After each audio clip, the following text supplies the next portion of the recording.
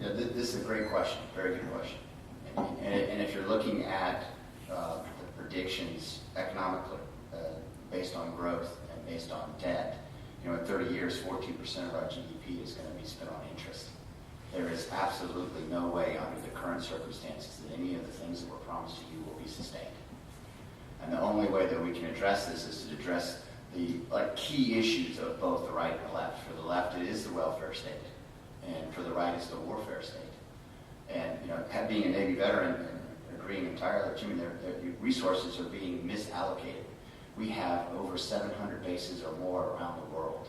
We spent last year over $700 billion in defense or war, which is more than the stimulus package, against an enemy that has no tanks, an enemy that has no air force, an enemy that has no ships.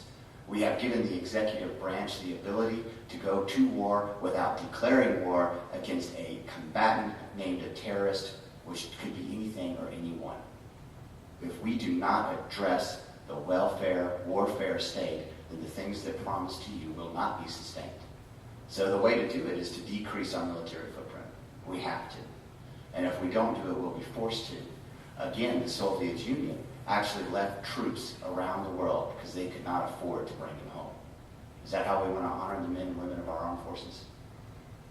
And if you look at the welfare state, we're increasing the unemployment benefits and creating a dependency. We are subsidizing unemployment, basically. So either these things are addressed now, immediately, or they will be addressed for us in the form of bankruptcy. So the best policy first, and look at foreign aid. Our foreign policy.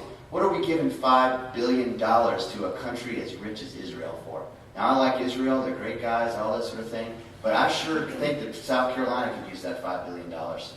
What is going on?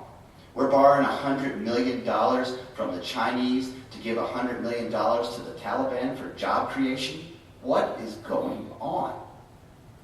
So, I think that when it comes to my father and his generation, the people that were promised those things, we have to sustain that as best we can. That was the promise. They did their part. We'll do ours. And I believe in honoring my father. It's part of my faith.